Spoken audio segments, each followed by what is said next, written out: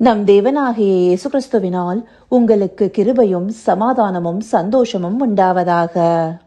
இன்னைக்கு பார்க்கவிருக்கிற வேத பகுதி எபிரேயர் 10வது அதிகாரம் வசனம் 25. Hebrews chapter 10 verse 25. சபை கூடி வருதலை சிலர் விட்டுவிடுகிறது போல நாமும் விட்டுவிடாமல் ஒருவருக்கொருவர் புத்தி சொல்ல கடவோம்.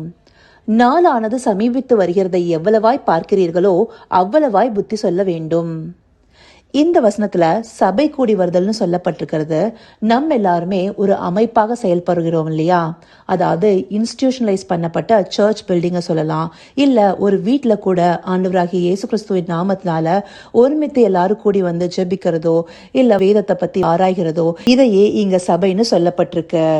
அப்படி சபையாக நம்ம கூடி வருகிறத சிலர் விட்டு விடுகிறது போல நாமும் விட்டு விடாமல்னு சொல்லியிருக்காங்க. இந்த படியாக கூடி வரும்போது நாம சபையில என்ன செய்கிறோம் அதை தான் அப்போஸ்தலர் 2வது அதிகாரம் 42வது வசனம் காண்பிக்குது. அவர்கள் அப்போஸ்தலருடைய உபதேசத்திலும் அந்யோன்யத்திலும் அப்பம் பிட்குதலிலும் ஜெபம் பண்ணுதலிலும் உறுதியாய் தரித்திருந்தார்கள். இந்த வசனம் ஒரு சபையில என்னென்னலாம் செய்யணுங்கிறத நமக்கு தெளிவா காண்பிக்குது. இதுல இருக்க எல்லா காரியத்தையும் நம்ம பண்ணாலும் ஒரு விஷயத்தை விட்டுறோம். அது என்ன? அந்யோன்யம். தேவ பிள்ளைகள் ஒருவருக்கொருவர் அந்யோன்யத்தை காண்பிக்கிறோமா அதையே இங்க விட்டு விடுகிறோங்கிறத முக்கியமா சொல்றாங்க. சபையாக கூடி வருகிறதே எதுக்கு? எல்லாரும் ஒன்று கூடி தேவனுடைய நாமத்தை மகிமைப்படுத்த, தேவனுடைய வசனங்களை ஆராய்ந்து பார்க்க, திருப்பந்தி அல்லது திருவிருந்துன்னு சொல்லப்படுகிற கம்யூனியன்ல கலந்து கொள்ள, இந்தபடியான காரியங்களை நம்ம செய்யறோம். ஆனா தேவ பிள்ளைகள் ஒருவரோடு ஒருவர் இருக்க வேண்டிய ஐக்கியத்தை மறந்து விடுகிறோம். நம்ம எல்லாருமே ஒரு மாயமற்ற அன்பை ஒருவருக்கொருவர் காண்பித்து நாம எந்தபடியா கிறிஸ்துவுக்குள்ளார தேர்ந்தவர்களாக மாறணுங்கிறதுக்கு ஒருத்தருக்கு ஒருத்தர் புத்தி சொல்லணும் இல்லையா?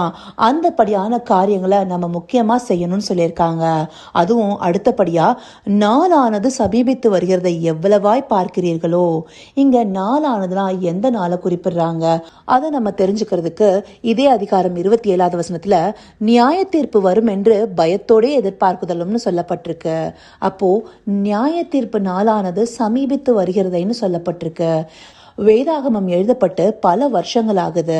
இதுல இந்த நியாய தீர்ப்பு நாளானது சமீபித்து வருகிறதுன்னு சொல்லி அப்பவே சொல்லப்பட்டிருக்கு.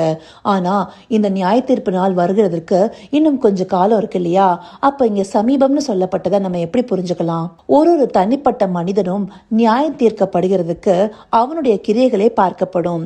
அவனுடைய கிரியைகளை அவனுடைய ஆயுட்காலத்துல மட்டும்தானே செய்ய முடியும்.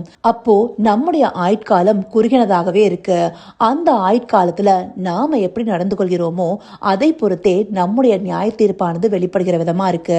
ஒரு மனிதர் இறந்ததற்கு பிற்பாடு அவருடைய கிரியைகளை எந்தபடியாகவும் மாற்ற முடியாது. அப்போ இந்த நியாய தீர்ப்பு நாளானது ஒவ்வொருத்தருக்கும் சமீபமாகவே காணப்படுகிறது.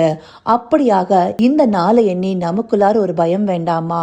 தேவன் நம்மீது இருக்கிற பேரன்பால தம்முடைய ஒரே பேரான குமாரனையும் நமக்கு கொடுத்துட்டாரு. அவர் மூலமாக வார்த்தையும் கொடுக்கிறாரு.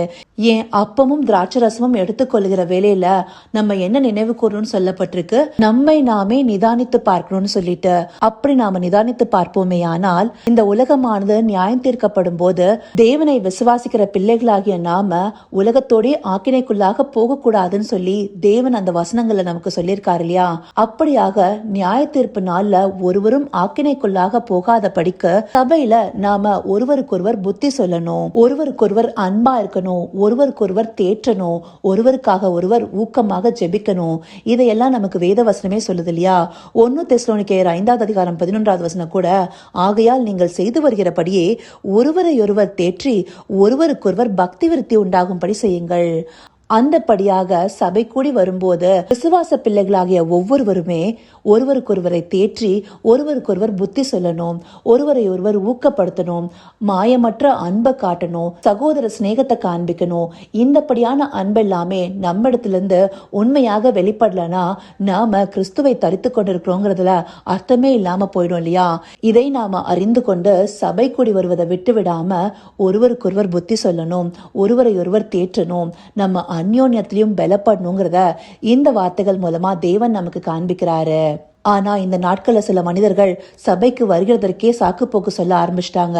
அப்போ எப்படி சக மனிதர்களை தேற்றுறவர்களா இருப்பாங்க, பக்தி விருத்தி உண்டாக்குறவர்களாக இருப்பாங்க, மாயமற்ற சகோதர சிநேகத்தை காண்பிப்பாங்க. அந்தபடியாக நாம ஒரு நாளும் போய்விடாம நியாய தீர்ப்பு நாளானது சமீபித்திருக்கிறது. நம்முடைய கிரியைகளை சரியாக நடப்பிக்கணும், நம்மோடு இருக்கிற விசுவாச பிள்ளைகளையும் ஒருவரை ஒருவர் தேற்றணுங்கிறத நம்ம அறிந்து கொண்டு செயல்படுவதற்கு தேவனை நோக்கி பார்ப்போமா? கர்த்தாவே, தேவாதி தேவனே, உமக்கே இந்த வேளையில் நன்றி செலுத்துகிறோம் ராஜா.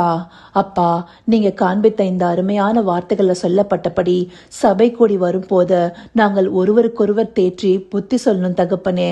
எங்களிடத்துல குறைவுகள் உண்டானால் அதை உம்முடைய நித்திய வசனத்திற்கு நேராக சரி செய்வதற்கு ஊக்கப்படுத்தணும் தகப்பனே. நாங்கள் ஒருவருக்காக ஒருவர் ஊக்கமாய் ஜெபிக்கணும் தகப்பனே.